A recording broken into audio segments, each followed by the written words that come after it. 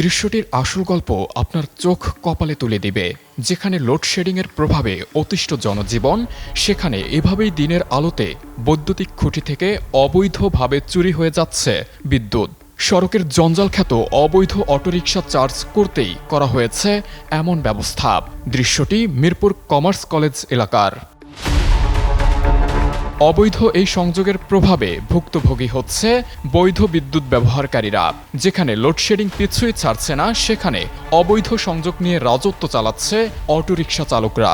তবে প্রশ্ন হলো, এমন সাহস তারা কিভাবে করল? পেছনে কি রয়েছে কোনো রাঘব বোয়ালের হাত, নাকি বিদ্যুৎ অফিসের অসাধু চক্র করে দিয়েছে এমন সুযোগ? এমন অনেক প্রশ্ন মনে আসলেও বিষয়টি নিয়ে মুখ খুলতে রাজি নয় কেউই। একটি অটোরিকশায় দিনে গড়ে 6 থেকে 9 ইউনিট বিদ্যুৎ খরচ হয়। অবৈধভাবে হাজার হাজার রিকশা চার্জ করায় হিসেবে গরমিল লেগে যায় জাতীয় গ্রিডে। ফলে ঘাটতি মেটাতে অতিরিক্ত খরচ বহন করতে হচ্ছে বৈধ গ্রাহকদের।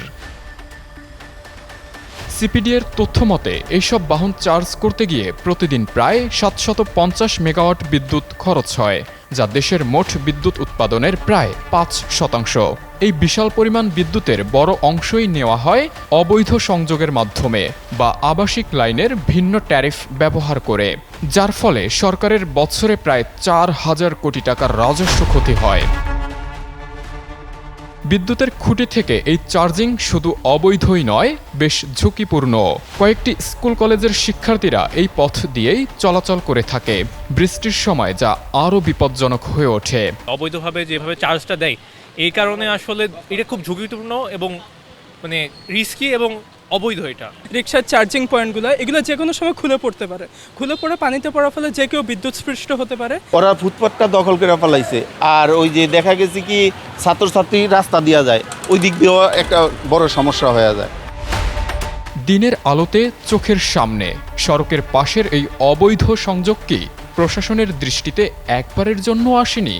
তবে পুলিশ বলছে মাঝে মাঝে অভিযান চালানো হয়, তবে মূল দায়িত্বটা পালন করতে হবে বিদ্যুৎ অফিসকেই। বিষয়টি নিয়ে জানতে আমরা যোগাযোগ করি বিদ্যুৎ অফিসে। সেখানকার অফিসের কর্মকর্তারা এ নিয়ে মুখ খুলতে চান না। আপনি আমাদের মিডিয়া উইং এ যোগাযোগ করেন প্লিজ। না মানে এটা তো আপনার এরিয়াতে, মানে যেহেতু আপনি ওই বিভাগের। আমার মিডিয়া উইং এর পারমিশন নিয়ে আসেন, আমরা কথা বলবো। একজন মতো আছে, কথা বলবো। আমি এক্সপার্ট না ভাইয়া। আমরা তো রেগুলার অভিযান চালাচ্ছি এখানে তো আমাদের রেগুলারই অভিযান চালায় সকাল বিকাল। তাহলে অভিযান চলার পরেও আসলে এগুলো থেকেই যাচ্ছে একদম রাস্তার পাশেই। ভাইয়া আমি আপনার সাথে ভাইয়া চলো সরি যে এই বিষয়ে কথা বলছি। মিডিয়া উইং এর পারমিশন আছে কথা বলতে গেলে আমাকে ভাইয়া। গত এক বছরে বাংলাদেশে এক দফা বিদ্যুতের দাম বাড়ানো হয়েছে। 3 জুন 2024 তারিখে বাংলাদেশ এনার্জি রেগুলেটরি কমিশন গ্রাহক পর্যায়ে বিদ্যুতের দাম গড়ে 16.68% বৃদ্ধি করে। এই মূল্য বৃদ্ধির ফলে গ্রাহক পর্যায়ে প্রতি ইউনিট বিদ্যুতের দাম 9 টাকা 11 পয়সা থেকে বেড়ে 10 টাকা 63 পয়সা নির্ধারণ করা হয়, যা ওই বছরের 1 জুন থেকে কার্যকর হয়। এর আগে সর্বশেষ 2024 সালের ফেব্রুয়ারি মাসে নির্বাহী আদেশে বিদ্যুতের দাম বাড়ানো হয়েছিল।